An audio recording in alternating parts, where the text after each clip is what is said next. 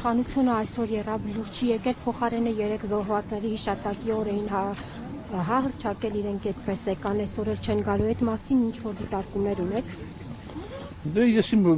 չգիտեմ, ես մի քիչ առողջակարգային բաներից մի քիչ հեռու եմ, ճիշտն ասած, ես կուզեի որ դա նույն օրը լիներ դա նույնիսկ։ Ես կուզեի որ դա նույն օրը լիներ, որովհետև իրար շատ կապված են, չէ՞ դրանք փոխադարձաբար։ Բայց հիմա իշխանությունը երեք եկել են, երևի կարող են այսօր, չգիտեմ ես, դեպք չեմ։ Դեպք չեմ։ Երկուսն ունեն իրենց խորհուրդը։ Այն իր խորհուրդն է, սա իր խորհուրդն է։ Պարոն Ասլանյան, դուք ինչ կարծիք ունեք, ինչ դիտարկում ունեք։ Պարոն Ասլանյանը հետ բանակի ձևավորման ակունքների մեջ կանգնած է եւ ամեն ձևով մասնակցել է թողած։ Հատկապես։ Այո։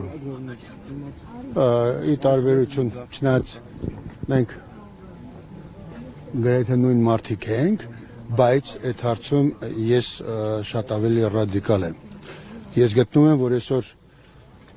բանակը շատ բաց թողումներով է։ Ես գտնում եմ, որ այն տեմպերը, որով մեր բանակը այսօր փորձում են վերականգնել, շատ սխալ է։ Երեք ես իմ էջ էի գցել մի ելույթ ուղիղ 4 տարի առաջվա, որտեղ մի վերնագիր էր, չէ, պարոն Աղազարյան, որտեղ ես ասում եմ, որ քանի դեռ մենք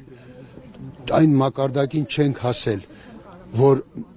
մեր հայրենիքը ավելի սիրեն, քան մեր ընտանիքը, մենք չենք կարողանալու լուրջ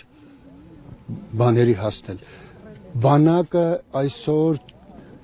չի զինվում, ոտքի չի կանգնում այն ձևով, ինչ ձևով պետք է։ Գիտեք ինչ կա, պատկերացրեք, ասում են, մենք առաջ ենք գնում, դուք հայլերով առաջ ես գնում, բայց չես տեսնում, որ կողքինդ վազելով է գնում։ Ու դուրս է գալի, որ քո քայլելը շատ ավելի հետ է քեզ գցում, քան իրականում, եթե դու չքայլեր կամ քայլեր, ինչ տարբերություն։ Բայց ինչու չեն տեսնում, պարոն Ասլանյան, չեն ուզում տեսնել, թե ուղղակի չունեն գետոնակությունը տեսնել։ Ես կարծում եմ, որ կառավարման համակարգում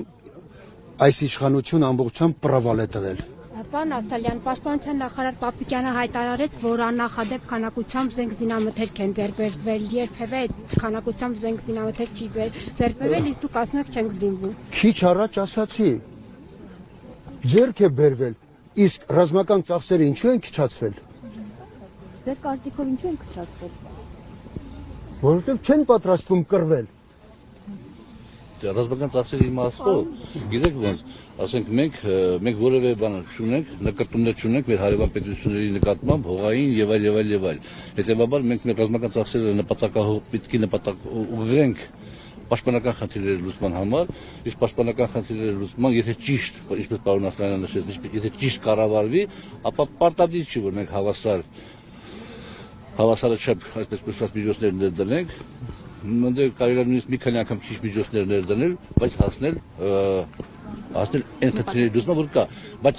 այդ պարիտետը գոնե պետք է պահպանվի, այդ պարիտետը գոնե պետք է պահպանվի։